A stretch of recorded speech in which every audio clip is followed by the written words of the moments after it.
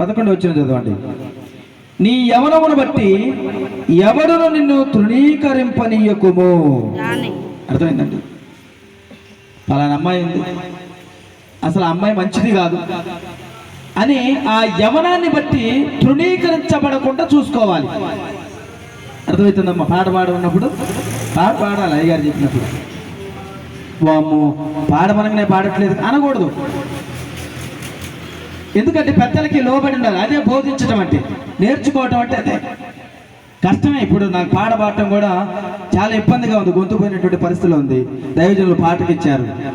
ఇచ్చిన సమయంలో నేను దైవజనులకి లోబడాలి. కష్టమే, పాట పాడటం కష్టమే. చేరబోతే వల్ల ఆ పాట పాడటం రాదా అనుకుంటారు. అయినా కానీ తృణీకరించబడకుండా, యవనాన్ని బట్టి మనం తృణీకరించబడకూడదు. దైవజనులు ఒకవేళ తృణీకరించారనుకోండి, దేవుడు తృణీకరించినట్లుగా అయిపోతుంది. అలాగనే సమాజంలో కూడా ఫలానమ్మ ఇట్లా, ఫలానబ్బ ఇలాగని ఎవరు తృణీకరించుకునే విధంగా మనం జీవించకూడదు. పిల్లలు జీవించకూడదు. సత్యమందు వారిని ప్రతిష్ఠ చేయాలి. వారిని సత్యములో ఉండాలి. యేసేపు తన జీవితాన్ని దేవునికి సమర్పణ చేసుకున్నాడు. భయంకరమైనటువంటి ఆపద శ్రమ ఎదురైనప్పటికైనా దాని నుండి జయించి జైల్లో పడ్డానికైనా సిద్ధపడ్డాడు. స్తోత్రం చేద్దాం. హల్లెలూయా. కానీ పాపానికి దగ్గర కాలేదు, తృణీకరించుకోలేదు. యవనాన్ని బట్టి ఎవడును నిన్ను తృణీకరింపనీయకుండా చూసుకోవాలి. ఎప్పుడు తృణీకరిస్తారంటే నువ్వు మాట్లాడే మాటలో, నెక్స్ట్ మాట చదవండి, నీ మాటలో మాట చాలా జాగ్రత్తగా ఉండాలి. ఇప్పటి వరకు మరి మా అమ్మాయి ఉంది, వాళ్ళ తాతయ్యని పొద్దున్న ఎన్ని మాటలు అందో, ఎన్ని మాటలన్నా కానీ పట్టించుకుంటారు ఆ మాటలు. ఎందుకంటే ఆట పాటల చిన్నపిల్లలు. కానీ ఈ రోజున ఒక ప్రత్యేకమైనటువంటి స్థాయిలోకి వచ్చారు. మాట్లాడే మాట పెద్దల్ని గౌరవించాలి, విధేయత కలిగి ఉండాలి, తల్లిదండ్రులకి లోబడి జీవించాలి, తల్లిదండ్రుల పేరు నిలబెట్టే వ్యక్తిగా నువ్వు జీవించాలి.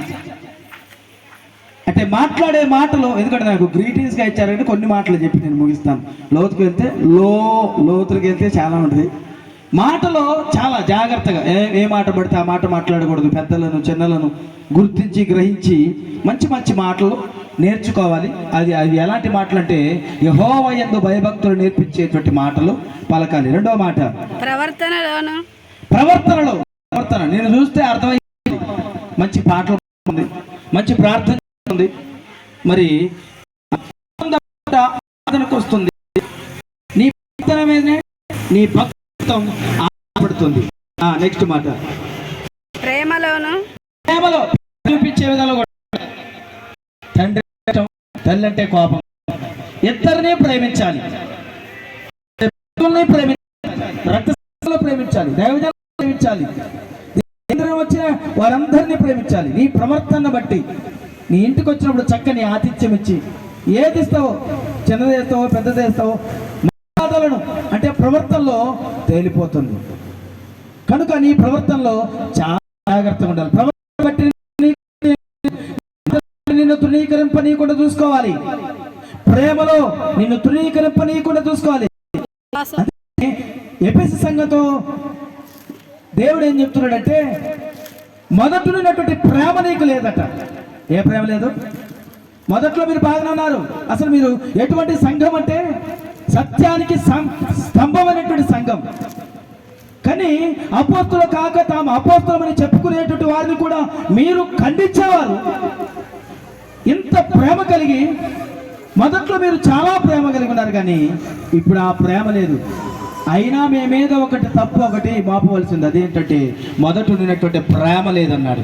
అయితే ప్రేమలో కూడా మొదట ఉన్నటువంటి ప్రేమ కలిగి ఉండాలి.